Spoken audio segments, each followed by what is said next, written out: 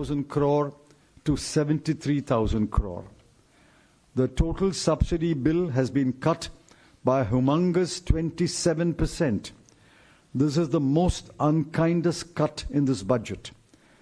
The finance minister may have forgotten the poor, but the poor have long memories.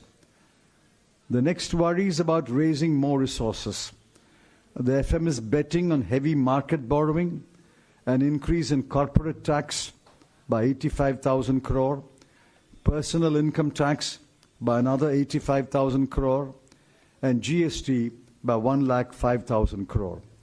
There is not a word about raising more resources from the rich, especially the very, very rich 142 persons whose wealth in the last 2 years has increased from 23 lakh crore to 53 lakh crore. You will ask me, no doubt, if there is not any aspect of the budget that I welcome. There is a short list of 3. 1, the FM has promised capital expenditure of 7,50,000 crore in 22-23, as against the revised estimate of 6,02,711 crore in 21-22, and I welcome it. 2, the FM has promised an additional borrowing of 1 lakh crore rupees to the states free of interest. I welcome that. The budget speech was mercifully shot at 1 hour and 30 minutes, and I welcome that most heartily. Parliament may vote this budget because the ruling party is a brute majority in the Lok Sabha, but the people will reject this capitalist budget. Thank you, sir. Very briefly, आपने पूरा बयान जो आदरणीय चिदम्बरम साहब ने कहा वो पढ़ा, और एक विशेष बात उन्होंने कही, ये बजट पूंजीवादी है, ये पूंजीवादी बजट है। और चिदम्बरम साहब ने विशेष तौर से ये बताया कि 7 या 8 महत्वपूर्ण पहलू वो वित्त मंत्री मोदी सरकार दोनों के सामने थे, पर उन पर कोई ध्यान नहीं दिया गया। भारत की अर्थव्यवस्था 2019-20 के स्तर पर आज भी सरकार के मुताबिक है, तो 2 साल खत्म हो गए तरक्की के। उन्होंने ये भी बताया कि करोड़ों नौकरियां चली गई, 60 लाख छोटे उद्योग खत्म हो गए, 84% घरों की आय टूट गई, प्रति व्यक्ति आय 1,08,000 से कम होकर 1,07,000 हो गई, प्रति व्यक्ति खर्च 62,000 से कम होकर 59,000 रह गया, 4 करोड़ 60 लाख लोग गरीबी रेखा से नीचे धकेल दिए गए, पढ़ने वाले बच्चों का, खासतौर से गरीब और ग्रामीण अंचल में, उनका भविष्य अंधकार में चला गया।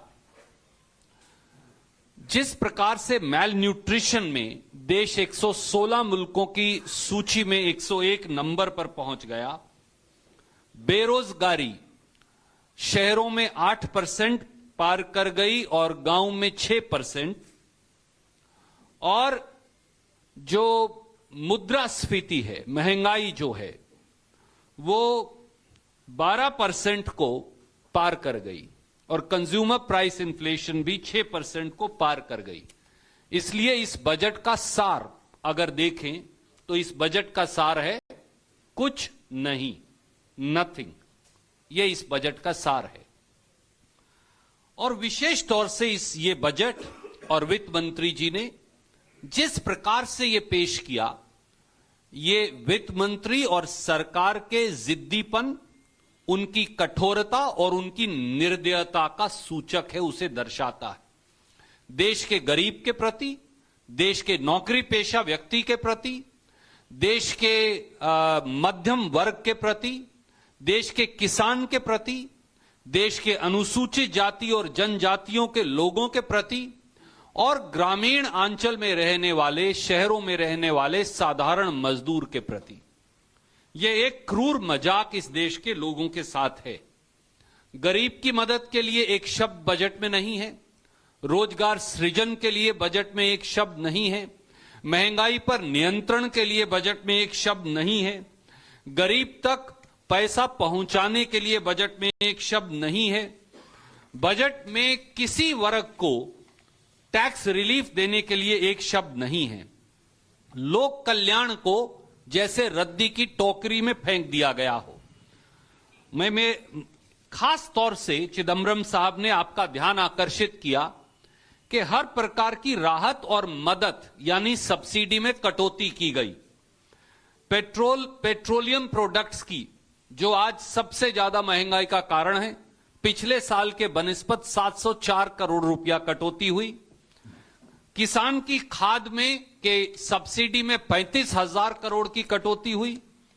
गरीब को मिलने वाले राशन की दुकान पर भोजन में 80,000 करोड़ की कटौती हुई।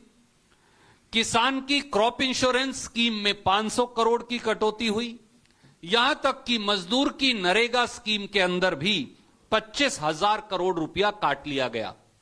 27% इस देश में गरीब, साधारण और मध्यम वर्ग को मिलने वाली राहत में कटौती की गई, जो अपने आप में एक निर्दयी पूर्ण निर्णय है। शायद पूंजीवादी और पूंजीपति जो इस सरकार के मित्र हैं वो तो माफ कर दें, पर इस देश का गरीब और मध्यम वर्ग भारतीय जनता पार्टी की इस मोदी सरकार को कभी माफ नहीं करेगा। बजाय इसके कि गरीबों को राहत दी जाए, बजाय इसके कि बहुत अमीर 142 लोग जो हैं, जिनकी पूंजी 23,14,000 करोड़ से बढ़कर 53,16,000 करोड़ हो गई, उनसे अपनी पूंजी साझा करने के लिए कहा जाए, ये सरकार ने एक पूंजीवादी बजट दिया।